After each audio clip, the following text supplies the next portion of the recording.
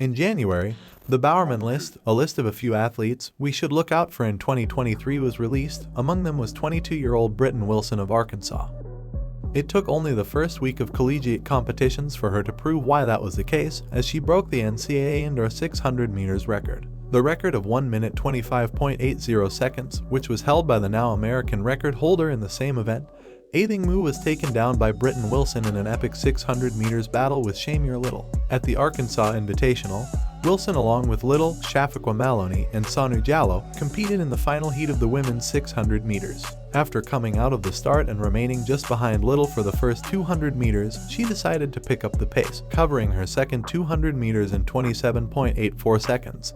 That after opening in 25.23, covering 2 laps in 53.06 seconds. However, that pace seemed too fast for Wilson as she faded away in the final 100 meters, allowing Little to come away with the win quite easier than she expected. That said, she came away with a time of 1 minute 25.16 seconds, a new collegiate record and the 7th fastest in American history. Now, a high-level performance like that from her is not very surprising, given that she was a 400 meters hurdles finalist at the World Championships, and she was the NCAA champion in the 400 hurdles as well. Therefore, that level of performance should have been expected, especially with someone who went 50 seconds indoors in the 400 meters. So even though we are talking about a record from a super talented athlete such as Mu, Wilson is a super talented athlete herself.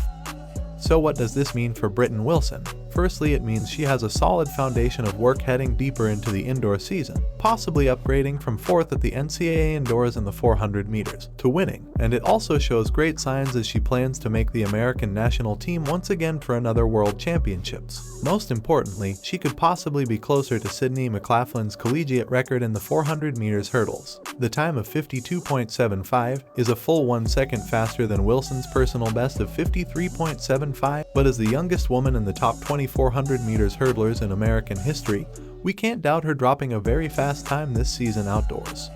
I was telling the team, Athing Mu is probably one of the icons of women's track and field collegiately, and to be able to take the first meet of the year and break her record is a real tribute to the gifts and the hard work that Britton Wilson lives by. And I think the future is just so bright for her.